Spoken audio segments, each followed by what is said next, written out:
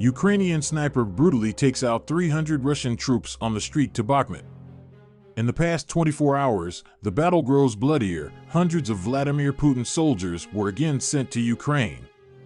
But unlucky for the newly sent troops, they were brutally attacked by snipers of the Ukrainian forces, who had been waiting for the arrival of the Russian soldiers. The General Staff of the Armed Forces has not confirmed the total number of Russian troops who died as a result of the sniper attack by the Ukrainian soldiers. Ukraine's fall counteroffensive shocked Russian President Vladimir Putin into launching a partial troop mobilization late last year, according to a new assessment by the Institute for the Study of War. Putin ordered the mobilization last September following months of stagnation in the war against Ukraine. Putin launched his special military operation on the Eastern European country on February 24, 2022, hoping for a quick victory. However, Kiev responded with a stronger-than-expected defense effort bolstered by Western military aid that blunted Russian military gains. Following months of combat, Ukraine launched its own counteroffensive last fall, retaking thousands of square miles of formerly occupied territory in the eastern part of Ukraine from Russian control, delivering a major loss to Putin as the Kremlin continued to face growing criticism over the handling of the invasion. Ukraine's counteroffensive reportedly prompted Putin to order a decree of the partial mobilization of soldiers to the battlefield, the ISW, a US-based think tank, wrote on Monday. Putin's decree saw up to 300,000 soldiers called to fight against Ukraine but was met with some resistance as Russians sought to avoid being called to fight in the war, which has reportedly seen a high rate of troop attrition on the Russian side, Ukraine has alleged. Meanwhile, the leader of the Wagner Group mercenary group, Yevgeny Prigozhin, said that the Ukrainian forces resisted fiercely on the Bakhmut field.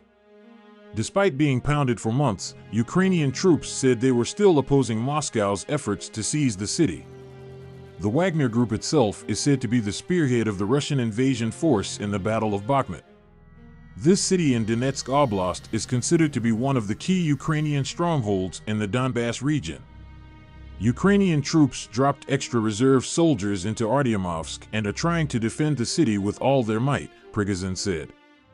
Tens of thousands of Ukrainian troops are showing great resistance.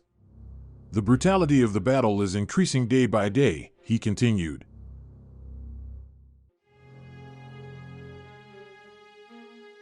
The area of Bakhmut was covered in snow and marred by blood. An enormous conflict is taking place in this small hamlet in eastern Ukraine. On the outskirts of Bakhmut, a GoPro video footage of Ukrainian border guards beating up a group of Russian soldiers. The Ukrainian army attacked and ambushed the Russian Wagner Group strongholds in a lightning operation in a hamlet on the outskirts of Bakhmut to stop the Russian advance near Bakhmut. At least 40 of the Russian soldiers on board were obliterated, and the rest managed to escape. Previously, Russian forces have made small advances over the last week in their efforts to encircle Bakhmut, Donetsk region, but Ukrainian forces retain control of most of the logistics routes for the city's defenders.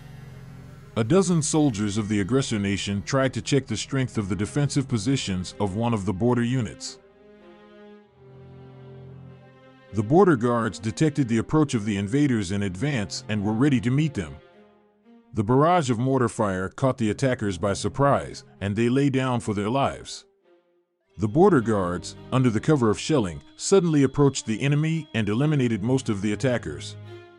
Wagner Group troops tried to take the initiative, making continuous offensive attempts, but they failed to break through the Ukrainian defenses and they reached the rear.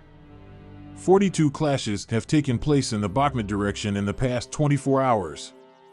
Russian troops have concentrated their forces in the Bakhmut direction and are attempting to establish control over the Kostantinivka-Bakhmut highway. The relevant statement was made by spokesperson for the Eastern Grouping of the Armed Forces of Ukraine Serii Cherevatii during a nationwide telethon, and Ukrinform correspondent reports.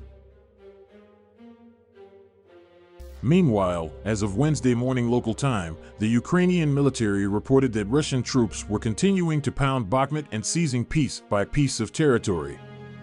The Russian onslaught also made Kiev consider withdrawing troops from Bakhmut.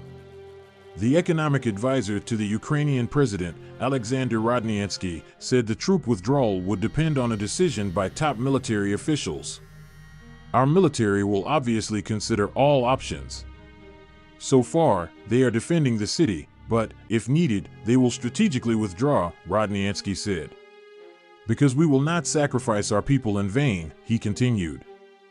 On the other side, units of the State Border Guard Service, part of the Ukrainian Defense Forces, fought fierce battles with the Russian occupying forces for the fortress city of Bakhmut. So, the other day, the UAV operators found a concentration point of the enemy infantry. From this area, enemy attack aircraft came out to attack the Ukrainian defenders. The border guard received the coordinates of the fire-damaged target. Forest plantations where enemy troops are located and their positions are covered with artillery mines. The sudden barrage of fire neutralized the Wagnerites unit, which was preparing to attack. About 5 invaders were destroyed, and about 11 were injured. In addition, drones record the typical behavior of mercenary prisoners. The unknown man from Wagner dumped his ammunition, collected valuables from the killed partners in a dangerous business, and left. As they say, we do not leave our own. The armed forces of Ukraine have switched to a new tactic of fighting Russian tanks. Due to the impossibility of penetrating the combat protection of Russian tanks, the armed forces of Ukraine switched to a new tactic to combat these combat vehicles. Judging by the video footage published by the Ukrainian military, drones are now actively used to drop ammunition on the sights of combat vehicles, since such tanks can no longer be used in combat with a damaged sight and require repairs.